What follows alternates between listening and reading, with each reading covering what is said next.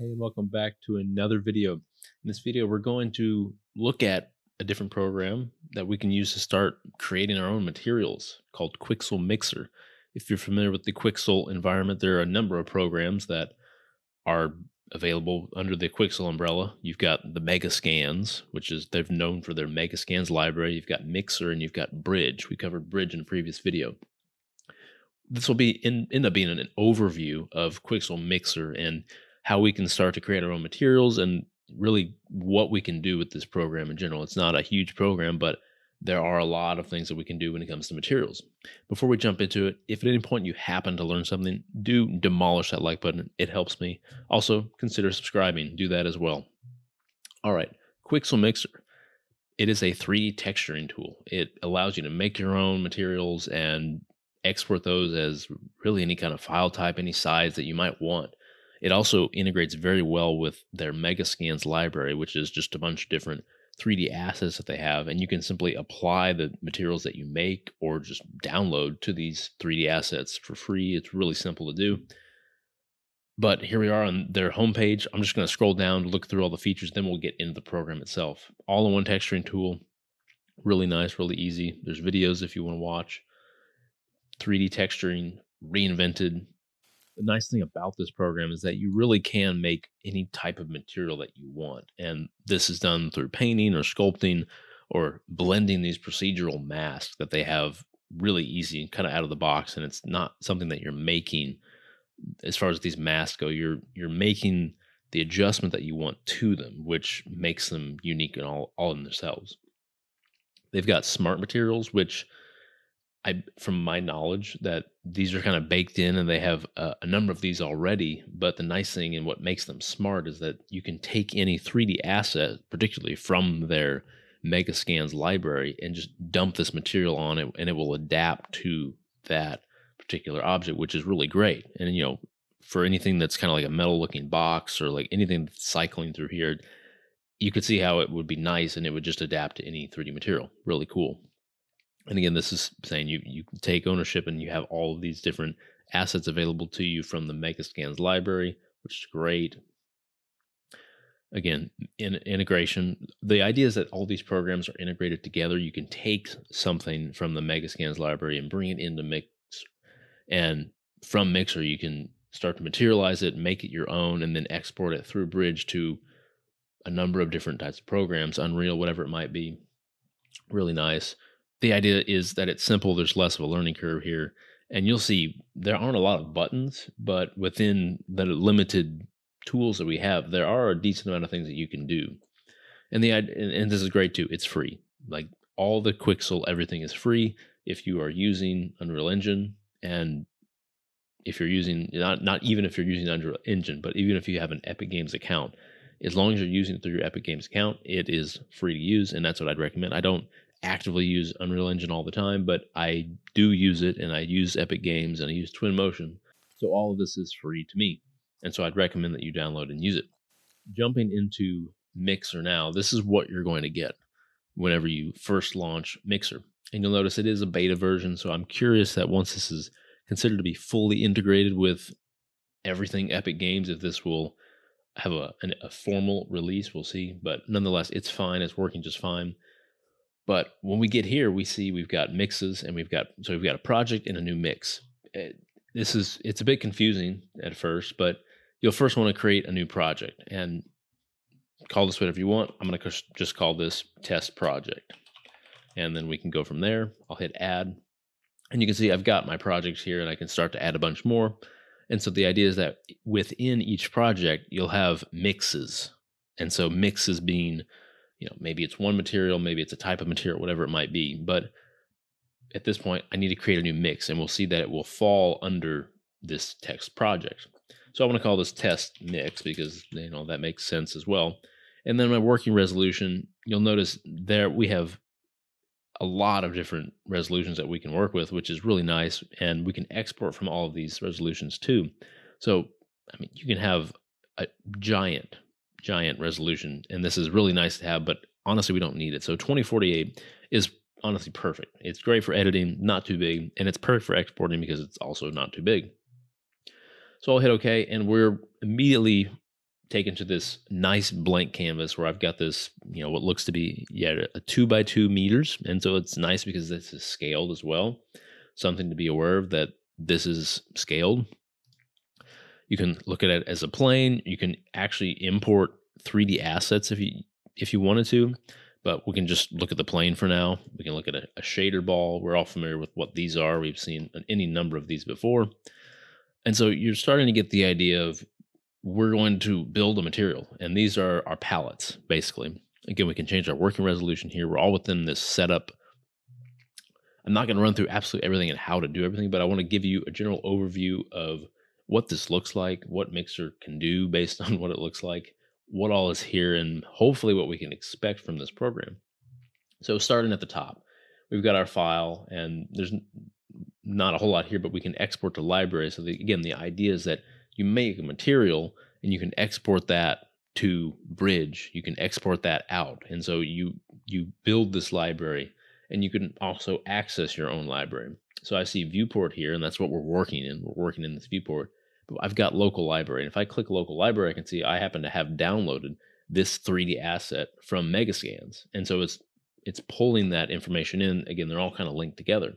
But you'll see I've got 3D here selected. I can just click all types, and you can see as soon as I click all types, I have all of these different materials that are like local to me and my program. And I only have them because I chose to install these particular packages. I think there were 5 different material packages whenever I downloaded and installed Mixer, and you have the option of doing that. And that's what all these are, which is nice. It's a good start. Like, there's a lot of different materials that I can start with, which is cool. It's a good thing to start with them. We can look at these smart materials in particular because they're pretty cool. You could see how this would be nice to just dump on any sort of, metal looking material that you might want this to look like. Really cool. But anyways, you've got all these different types of materials just out of the box, and these are just local to me. These are mine. I didn't have to do anything but except install them whenever I installed the program. So this is nice. And so the idea is that I can start with this. And the whole idea of Mixer is that you can start to layer all of these different materials on top of each other, adding different maps, different mask layers, and we can alter these materials as we need to. So there's my local library. These are all on my machine. They all came with the program, and they're mine. I can do whatever I want with them. But on top of that, I have online. If I click online, this is literally the entire Megascans library of materials. And you can see beyond materials. I'm looking at more than just materials here. And obviously some of the 3D assets as well.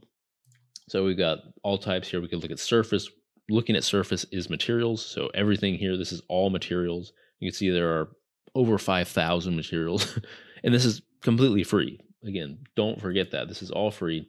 We've got brushes, and I'll show you where brushes come into play soon, but it's crazy how many brushes and how many things that we can work with. We've got Atlas. So like literally these are assets as far as like vegetation, like anything that you can put onto a landscape, anything onto a surface, decals, anything like that.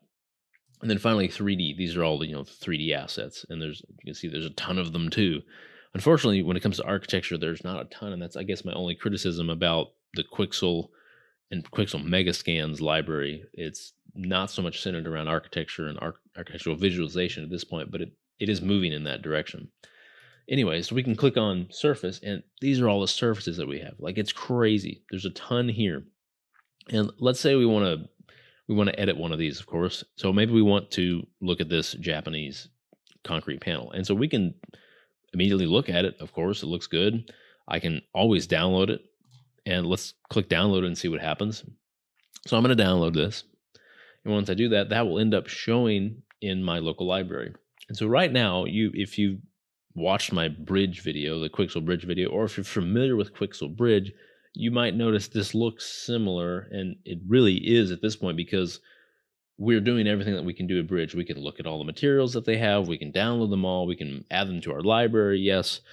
But now that we're in Mixer, we can do a little bit more. Because, okay, so here we go. You'll notice that as soon as I downloaded this Japanese concrete panel, I got a green check mark. at the local library here, I can see it is the first thing that shows up because I have sorted by latest, which means it's the most recent one to show up. And as soon as I click on that, you'll notice that it takes us directly to the viewport. And from the viewport, we can see that it's right here. And so this is going to lead me to the right side now. So we've looked at our setup, and now let's look at our layers. And so layers, this is where everything's happening. And you'll know that everything is happening because you're going to start to see all the layers, different files, different maps and settings that we can start to use and work with to change this material to make it what we want. And you also might notice that it looks kind of weird. It's gray. There's nothing. I mean, I just see a little bit of a bump, a little bit of displacement, but I'm missing like the full look of the material. And that's because by default, there's a base layer that's gray. And so we can just click on that. And I don't want the base layer. This is basically another material. You'll notice there's that Japanese concrete that we just imported, and then this base layer. And you'll also notice that you'll know it's a material because you'll see this base layer here at the right, and then all the different maps associated to that material. Same with this Japanese concrete. I can see under Japanese concrete, all of these different maps. So we don't need two of them. That doesn't make sense. So to make sure we only see these concrete panels that we want to see, we'll just hide this base layer. That's fine. And you can see immediately the quality is there. This is what we expected and what we had hoped. And you can see as I zoom in, like this is absurd. This is a beautiful material and it's awesome. So to navigate here, I've got my middle mouse button and I can just pan around. And if I want to orbit around, I have to hold Alt and then left click, which is unfortunate because I wish this were like a lot of other programs, not using the Alt.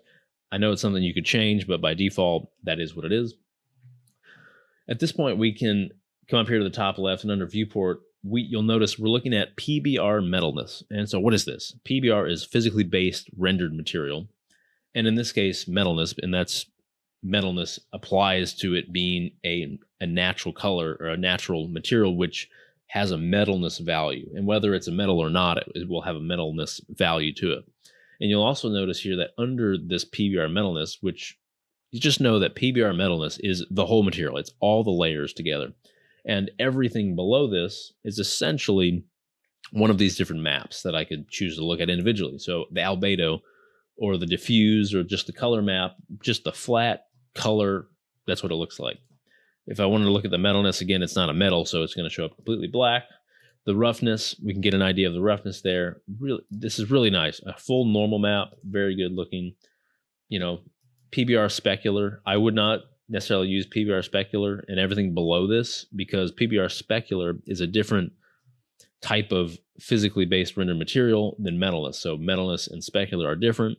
I always prefer metalness because metalness is taking from real world values and using metal as a default instead of just some specular, as in you put in a value for the specular value. And I don't like that as much. Whereas the metalness has a map and you can determine that based on the type of material that it is. In this case, it's not metal, so it's black. All that said, there's a lot that we can do. And as far as what we can look at a plane, we can look at a cube, we can look at this, however we want. And this is nice because you're going to want to look at this more than just a plane. A sphere, you get the idea here. We could look at all these different kinds of cylinders, but a plane works just as well.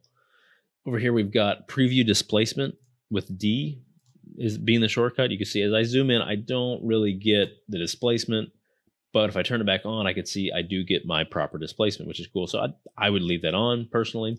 This is a great tool that you're going to want to use a lot. Up here, there's preview tiling, which is T, and you can see how it tiles. And this is so important to know if you have a quality material, if it is properly tiled. And you can see that this, it is the same. You can kind of see some tiling, but it's also built into the fact that you have these three looking concrete panels that are essentially the same looking anyways. And so it does kind of work. And I will say this is a pretty successful looking material. And then finally, we can show grid. If you wanted to work off of a grid, you could do that. And if you wanted to, I don't necessarily see the value in doing that immediately, but you can. Over here at the right, we've got perspective. We've got top view. This is really nice to control the view if you weren't exactly, spot on. But default is the perspective, and so that just makes sense. So we could just look at all the different views if we want. Of course, if it were a cube, it would make more sense to do this. let's go ahead and put it back onto a cube. And then we can start to see that we have our shadows on one side versus the other. We can see that our default is indoors. This is just kind of like the lighting. I can change my lighting depending on what I want to look at, what the types of lighting, studio lighting. You get the idea. You can also, it's nice because you can start to see what this would look like in different settings, whether it's, an overcast or indoors or whatever it might be. So really cool stuff and really easy to use. If you want to move the light and like change the direction, you can simply hold shift and then right click and move right click around. You can start to move the light, which is cool. I mean, you want to see what the light looks like at different angles, what the grout lines look like, things like that with different light. So, okay, we've looked at really everything viewport wise, but let's go ahead and look at display. So there's not a ton here that we need to look at. I would say that most of this is going to be based on your system and your hardware and what you have and what can run this. Shadow resolution, high, background, gradient, flat. If you have a skybox, we could literally put this skybox in here, it's nice to see your material within a context. It's nice. But I'll stick to gradient for now. Again, you can change all these different settings that you want. I would keep some of these. I'd probably start them at default. If your system's running just fine and you have a really high-end video card, you can start to up these. Same with the performance. I would alter these based on your hardware if you really need to. And then export at the right. This is really the power of it here. So I've got my surface name. Again, we've called this test mix. This is technically a mix. You could see it up here at the top as well. Test mix. And then I've got, of course, the surface name and then my location that I'd like to export. I can create a new folder if I want. I can then change the resolution here if I want to when I'm ready to export, because maybe I want to work with it at 1024 and then I want to export it at 4096, and because it wouldn't make sense to work at that kind of resolution. The export format, it's nice that we have all these different types of materials and maps that we could use, different formats of images that we could work with. I prefer PNG because it is considered to be the smallest file size image that has no loss in quality. That's my preference. And that's what I would recommend as well to you, PNG. I like that.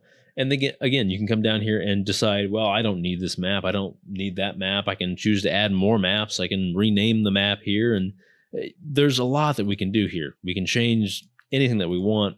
And, you're going to get, the end of the day, an exported material that has all these maps that you can easily apply, even in Revit. You can apply it custom to Twinmotion.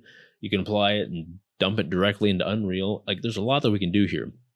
And the last thing I want to do is look at the layers. And this is really where the bulk of everything will happen, because there is potentially a lot here, but I want to try and keep this simple for this video. So looking at the layers, we've got all the layers and then every setting within these layers. So of course we've got all these different displacement properties. We've got the tiling properties. We can, how we're blending from one layer to the next. I would say if you're starting off, this is probably as far as you need to go. You dump in a material and then you can export it. That's fine. But beyond that, maybe you want to make some alterations. Maybe you want to change the color of things a bit. We can start to do that really simply by just changing the color of the albedo map. If we want to just change the tint there, that is something as simple as it is. And so I can see myself getting a lot of questions, and only because I had these questions when I first looked at Quixel Mixer. If I have a material that I know that I want, I know what I want it to look like, and I can't find it to download it and just use it out of the box, then what do? Well, that's kind of where Mixer comes in, because you're going to have to take a material or a base material, this base gray layer, and then build it yourself, make it yourself, or start from a material such as this and go from there as far as editing it. And so maybe you've determined, okay, I need this particular material, but I needed to have it as a different tint, or maybe I need the scale slightly different. And so that's where you start to change some of the scale in this way. So maybe I want to half the scale this way. Anyways, there's a lot of things that you could do when it comes to taking a material that is out of the box by default in this local library or in this entire online library, which is there's a ton of, and then edit it and make it your own and export it. Like, it's completely free, easy to use. So we've looked at all like the super basic settings of like this actual material. So what can we do on top of this instead of this, altering this, and instead of just like changing the color or something like that? So up here we can see we've got add surface layer, add decals, add solid layer, add a liquid layer, add a noise layer, and then add a paint layer. So you might have seen where some of the things that we've looked at in this online directory of tons of different types of assets, where those might play into materials. So adding a surface layer here is literally going to, as soon as I click it, take me back to my local library as if I'm going to add a surface on top of what I have. And so maybe we're just going to get kind of silly with this, but if I click on that other material, it's going to just literally place it on top. And you'll notice like that's really cool. I can see both materials. And while this doesn't look that great, it's not the type of material that I want, you can start to see how this can work. Maybe you take a more plain looking material, or maybe you're like, oh, I want this out of that material and that one out of that one. So we can literally start to hide particular maps in one material and then show those maps in another. So maybe we like the color of the narrow wooden planks, but we don't like the color of my Japanese concrete panel. So like you can start to literally mix all of these materials together. Now, for the sake of this, I am going to continue to hide that. We're just going to show this one material. So we can add a decal or an atlas layer. And literally as soon as I click on that, it's going to take me to all of that within my local library. Now I only have one decal downloaded, but I could always download more. But from my local library, I have this square mesh, and I'll just click on that. And again, it's going to paste this right over the top. And you'll also notice I need to change the scale here quite significantly. But it literally places it right over the top. And I can start to blend that opacity mask. I can do that from above or from below. So we can start to change the way it looks and blends with the materials below. This is not supposed to be difficult. And I will say there's a bit of a learning curve, because even I am not like fully aware of how to put everything together perfectly. But I hope I'm giving you a good idea of how you can start to make your own materials very simply, very quickly, easily, and free, because that's what this program is meant to do. And, we can change the opacity, something like absolutely anything, because, really what I want to do is be able to mix my own material. I want to, if it's a different color, whatever it might be. But really, you can see the power of this. Obviously, that looks kind of absurd. And so I'd probably want to put something different on there, but that's okay. I can add a solid layer, and a solid layer is kind of cool because it does act as its own type of material. But you'll notice like there's a solid layer of, in this case, gray. Maybe I'll just change the color so we could see this a little better. But we could see, this solid layer, which is, it's just a color. It's at a particular elevation in the material, and it's not just over the top, which I think is really great. And that's all based on the blending, things like that. Of course, you can choose to hide a number of these maps and alter them as you want. That would be adding the solid layer. I will say the liquid layer is really cool. As soon as I click on that, you can see we are filling in all of these gaps with what appears to be water. And not only can I do that, I can change the depth of that. And so I can literally raise the water up and it starts to fill in completely, so it's almost like it literally is a wet material. And I think that's so cool. Really easy to do. And so you can change some of these reflectants, and you literally like the color of the reflected water. This is very simple. I'm not trying to make this difficult because, it really is supposed to be simple, really quick and easy to do. You can add a noise layer. This is really nice. And you can apply that noise to the displacement, which is really interesting. I can't say I would apply it like this a lot, but it is pretty cool. The fact that we can do all of this, just make it this absurd if you wanted to. And this is a material. You can bring this into absolutely anything that you want, and it works. So looking at the paint tab, we can see exactly where our presets show up. We've got all these different paint brushes, which we obviously could have gotten from the online library. All these brushes can be downloaded. You can apply those, and then they would show up in your local library, and then we can finally find them here. We also have the option of loading our own image that we could use as a brush itself, and then from there, go ahead and start painting. So what are we really doing with painting? Well, we can decide a few things what we're doing.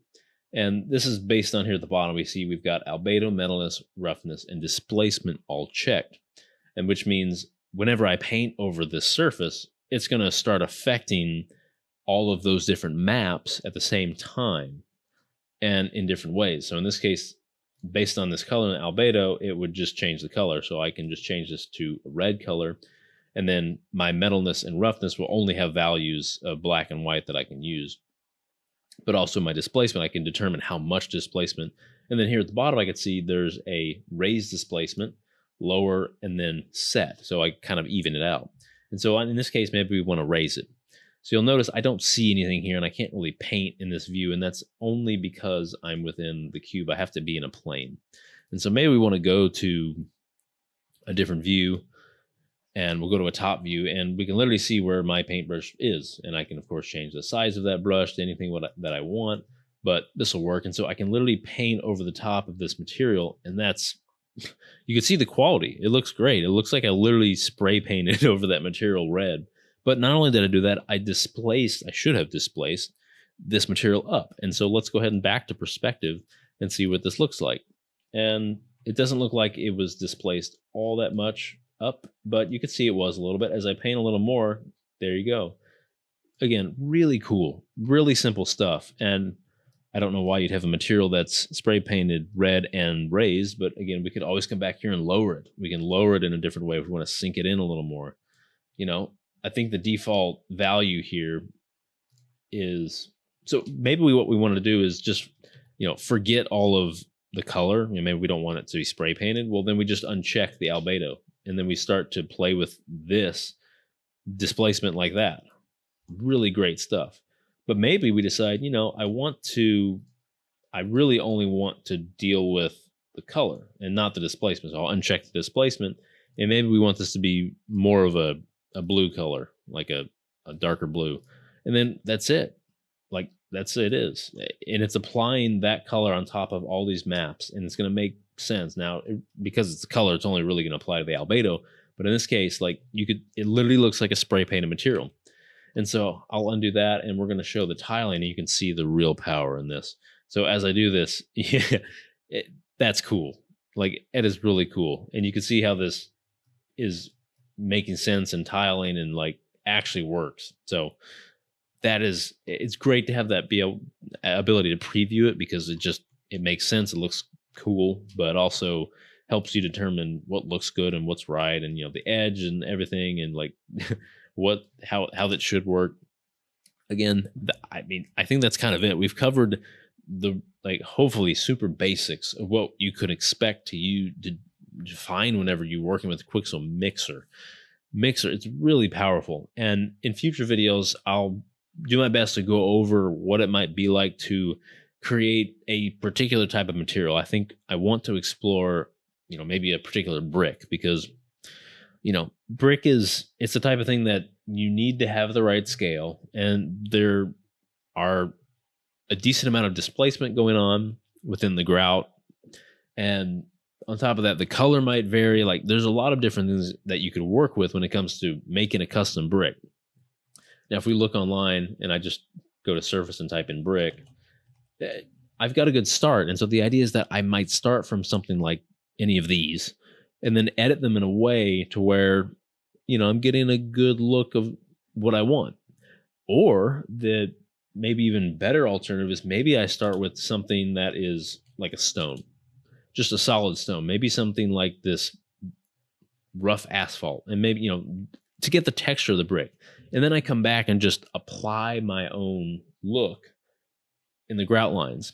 We didn't really even cover that at all, because there's a lot more that I can do on top of these layers. The final thing we want to look at is here at the bottom. We've got add mask stack on this layer. We've got add material ID, paint a mask on this layer. And then finally, group, if we wanted to just organize these layers a little bit better like Photoshop. But first here, this add mask stack. So if you're familiar with mask and Photoshop, these work in the exact same way. If I click on this,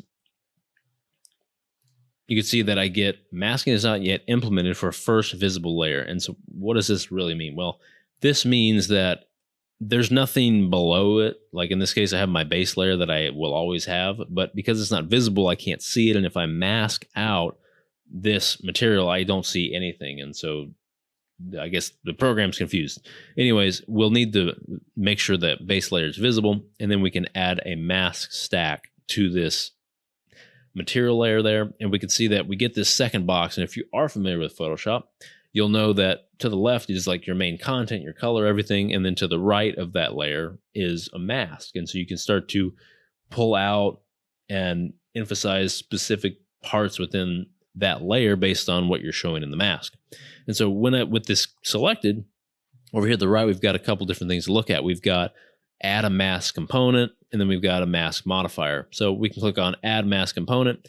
And so all of these, everything we're looking at from here is going to apply to the mask, which will then affect the layer. And so we could choose a solid, a map, a noise, a pattern, anything like that, curvature. There's a lot that you can do here, you can see. And this is really the part where it starts to get a little bit more advanced, but not too advanced. So let's go ahead and take some noise, and we'll take some Perlin noise. And at this point, we can start to see what it's doing. And it's not so much that it's masking it out as it appears to be putting extra content on top. And, you know, that's kind of what it looks like it's doing right now.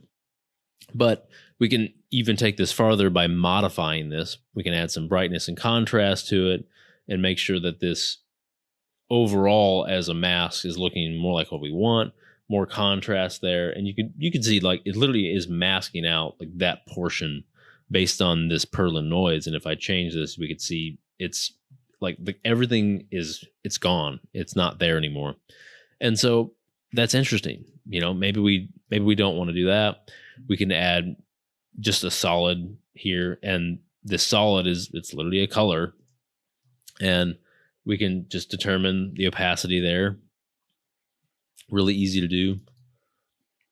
Maybe instead we want to look at more like a pattern, a square, and this is where we start to get into, you know, making your own brick or something. We can literally determine the scale of my brick here, and then the spacing and everything, and we can start to apply this to our displacement so we can create these grout lines. Anything like this, you could see like this is really powerful. There's a lot that we can do here as far as masking things out, making things look a certain way. And so that's exciting. There's a lot that we can do here.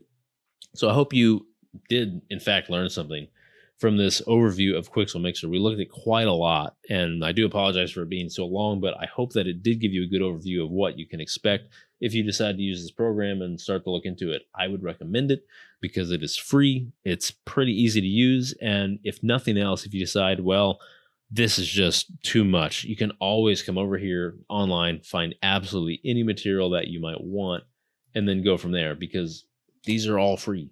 They're all here. And you might as well just access them from Quixel Bridge and just take them directly from Bridge into another program if you want. But still, it's so easy to take something like this into the viewport and start to add a couple layers here and there, make it what you want, and export it from there. Very simple. If we wanted to export, we go File, Export to Library, and we're good to go. You know, that's it. It will show up in Bridge, and you can export it from there. Very simple stuff. So I will have more videos coming out in the future about Quixel Mixer, because as you can see, there's a lot to look at. There's a lot to work at. There's a lot of possibilities, and there's some things that we might want to do for architecture and building our own materials, anything like that. So be sure to stick around for that. Again, if you did learn something, demolish that like button. That tells me that you did. Also, subscribe. That really helps me out a lot. If you lasted this long, you're here at the end of the video, you're awesome. Thank you very much for doing so. I sure hope to see you in the next video. Have a wonderful day. Thanks for watching.